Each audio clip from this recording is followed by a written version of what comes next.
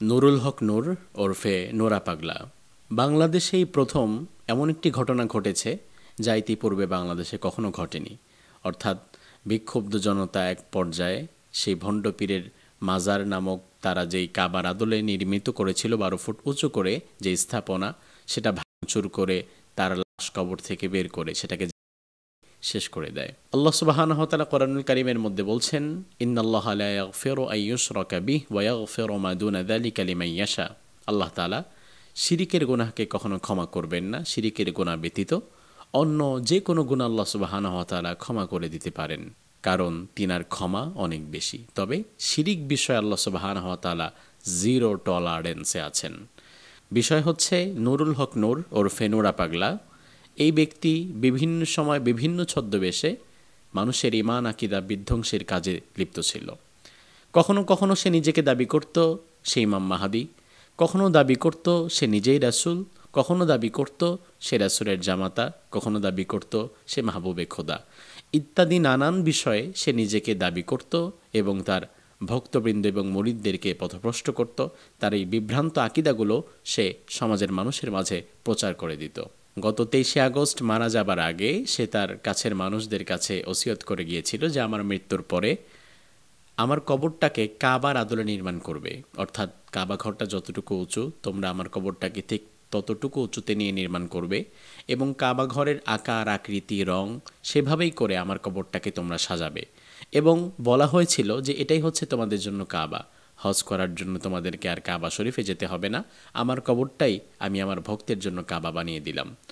এবং সেই মূর্খ ভক্তবৃন্দরা নোরাল পাগলার মৃত্যুর পরে তার ওসিয়ত অনুযায়ী এই বাজে কাজটি তা করেছিল। আপনি ভাবতে পারেন, বাংলাদেশে একজন ভণ্ড পীরের কবরকে কাবার আদলে সাজানো হয়েছে, অথচ এই কাবার আদলে কিন্তু রাসূল সাল্লাল্লাহু আলাইহি ওয়াসাল্লামের জন্মের পূর্বে এক জালিম বাদশা আব্রাহা সে একটি ঘর নির্মাণ করেছিল। পরবর্তীতে আল্লাহ সুবহানাহু ওয়া তাআলা সেই ঘরকে ধূলিসাৎ করে দিয়েছে এবং এক পর্যায়ে আব্রাহার বাহিনীকেও আল্লাহ সুবহানাহু ওয়া তাআলা পৃথিবী থেকে ধ্বংস করে দিয়েছে, যেমনটি আমরা সূরাতুল ফিল থেকে জানতে পারি। অর্থাৎ পৃথিবীতে আল্লাহ সুবহানাহু ওয়া তাআলার ঘর মক্কাতুল মুকাররমাহ এর আদলে কেউ যদি অন্য কোনো ঘর নির্মাণ করে তাহলে সেটা প্রত্যক্ষভাবেই কাবাকে অসম্মান করা হয়। তাহলে 92% মুসলমানদের দেশে বাংলাদেশের ঐতিহ্যবাহী জেলা রাজবাড়িতে কাবার আদলে একটি মাজার নির্মাণ করে সেখানে মানুষ ধীরে ধীরে তাওয়াফ করবে, শিরিক করবে, বিদআত করবে, এই বিষয়টি একজন সচেতন মুসলিম কিভাবে মেনে নিতে পারে? অতঃপর ইমানের দাবি থেকে গতকাল রাজবাড়ির বিক্ষুব্ধ তাওহিদি জনতা তারা একটি মিছিল বের করে। এখানে একটি বিষয় মনে রাখতে হবে, রাজবাড়িতে কিন্তু গতকাল নোরাল পাগলার এই বিষয়টা নিয়ে মিছিল বের করার আগেও প্রশাসনের কাছে বেশ কিছু সময় তারা চিঠি দিয়েছে, প্রশাসনের সাথে কথা বলেছে, নোরাল পাগলার পরিবারের সাথে কথা বলেছে যে এই বিষয়টি ইসলাম সমর্থন করছে না, এই কবরটাকে যেন ভেঙে মাটির সাথে মিশিয়ে দেওয়া হয়, গড়িয়ে দেওয়া হয়, কাবার আদলে যে ঘরটা নির্মাণ করা হয়েছে এটাকে যেন নির্মূল করা হয়। প্রশাসনের সাথে দীর্ঘ সময় কথা বলার পরেও প্রশাসনের কাছ থেকে কোনো সদুত্তর আসেনি এবং নোরাল পাগলার পরিবার চিন্তা করেছে যে এই মুহূর্তে যদি আমরা এই কাবার আদলে যেই ঘর নির্মাণ করেছি এটা যদি ভেঙে দেই তাহলে পরবর্তীতে আমাদের এই ঘরকে কেন্দ্র করে যেই ব্যবসা হওয়ার প্রয়োজন ছিল সেটাও তো আর হবে না। এক পর্যায়ে দীর্ঘদিন যাবৎ যখন দেখা গেল এই বিষয়টির কোনো সমাধান হচ্ছে না, তখনই তাওহিদি জনতা গতকাল জুমাবার তারা একটি মিছিল বের করে। সেই মিছিল থেকে একটি অংশ তারা বিক্ষুব্ধ হয়ে নোরাল পাগলার মাজারের দিকে ছুটে যায় এবং তারা তাদের সামর্থ্যের আলোকে সেটাকে ভেঙে চুরমার করে দেয়। এখানে একটি বিষয় ভালো করে মনে রাখতে হবে, প্রথমেই কিন্তু নোরাল পাগলার মাজারের ওপরে আঘাত করা হয়নি। প্রশাসনের কাছে বারবার স্মারকলিপি দেওয়া হয়েছে, বসা হয়েছে, স্থানীয় সকল মানুষ একত্রিত হয়ে প্রশাসনকে অনুরোধ করেছে, নোরাল পাগলার পরিবারের কাছে অনুরোধ করেছে, কিন্তু প্রশাসন তৎক্ষণাৎ তার কোনো ব্যবস্থাও গ্রহণ করেনি এবং নোরাল পাগলার পরিবারও তার কোনো ব্যবস্থা গ্রহণ করেনি। এবং অন্যদিকে যেটা দেখা যাচ্ছিল, যত দিন যাচ্ছে এই ভণ্ড পীরের এই মাজারকে কেন্দ্র করে দিন দিন মানুষ বিভ্রান্ত হচ্ছে, শিরিক এবং বিদআতের মধ্যে তারা জড়িয়ে যাচ্ছে। কবর ভাঙার বিষয়ে রাসূল সাল্লাল্লাহু আলাইহি ওয়াসাল্লামের হাদিস কি বলে সেটাও তো আপনাকে জানতে হবে। রাসূল সাল্লাল্লাহু আলাইহি ওয়াসাল্লাম মদিনাতে যাওয়ার পরে সাইয়েদুনা আলী রাদিয়াল্লাহু আনহুকে ডেকে বললেন, আলী, যতগুলো কবর উঁচু দেখবা এই কবরগুলো ভেঙে মাটির সাথে গুঁড়িয়ে দাও, মিশিয়ে দাও। তার মানে হচ্ছে আপনার কবরটা কাবার আদলে হবে, আপনার কবরটা বিরাট উঁচু করে হবে, এটা ইসলাম সমর্থন করে না। আজ যদি রাসূল বেঁচে থাকতেন তাহলে এই কবর যদি রাসূলের সামনে পড়তো, রাসূল কি এই বিরাট কবরটা ভাঙতে বলতেন না? গতকাল যারা নূর আল পাগলার মাজার ভাঙচুর করেছে, অস্তিত্ব বিলীন করে দিয়েছে, এটা অবশ্যই আলহামদুলিল্লাহ আমরা সাধুবাদ জানাই। তারা মূলত শিরকের আস্তানাকে চুরমার করে দিয়েছে। তবে যে বিষয়টাতে অবশ্যই আমাদের আপত্তি সেটা হচ্ছে কবর থেকে সেই লাশ আবার উত্তোলন করে সেটাকে আবার নতুনভাবে আগুন দিয়ে দেওয়া, এটা ইসলাম সমর্থন করে না।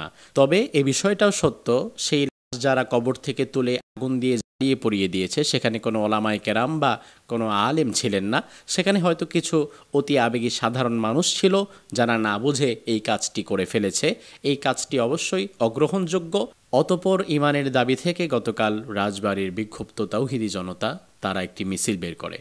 এখানে একটি বিষয় মনে রাখতে হবে, রাজবাড়িতে কিন্তু গতকাল নূর আল পাগলার এই বিষয়টা নিয়ে মিছিল বের করার আগেও প্রশাসনের কাছে বেশ কিছু সময় তারা চিঠি দিয়েছে, প্রশাসনের সাথে কথা বলেছে, নূর আল পাগলার পরিবারের সাথে কথা বলেছে যে এই বিষয়টি ইসলাম সমর্থন করছে না, এই কবরটাকে যেন ভেঙে মাটির সাথে মিশিয়ে দেওয়া হয়, ঘুরিয়ে দেওয়া হয়, কাবার আদলে যে ঘরটা নির্মাণ করা হয়েছে এটাকে যেন নির্মূল করা হয়।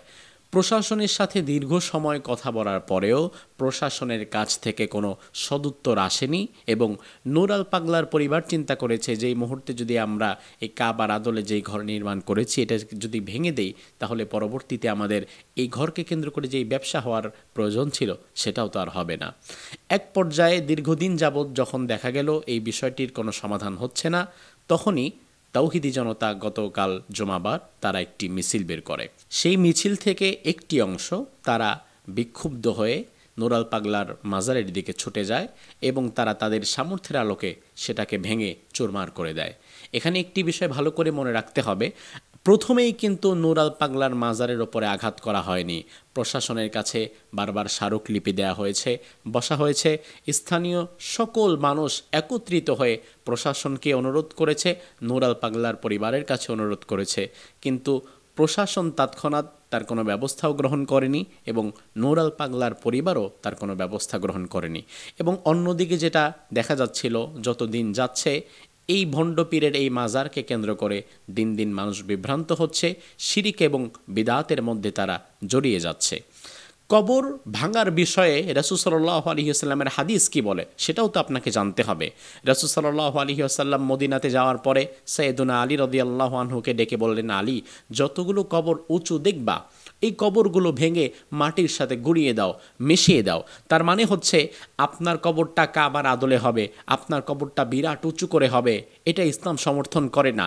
আজ যদি রাসূল বেঁচে থাকতেন তাহলে এই কবর যদি রাসূলের সামনে পড়তো, রাসূল কি এই বিরাট কবরটা ভাঙতে বলতেন না? গতকাল যারা নূর আল পাগলার মাজার ভাঙচুর করেছে, অস্তিত্ব বিলীন করে দিয়েছে, এটা অবশ্যই আলহামদুলিল্লাহ আমরা সাধুবাদ জানাই। তারা মূলত শিরকের আস্তানাকে চুরমার করে দিয়েছে।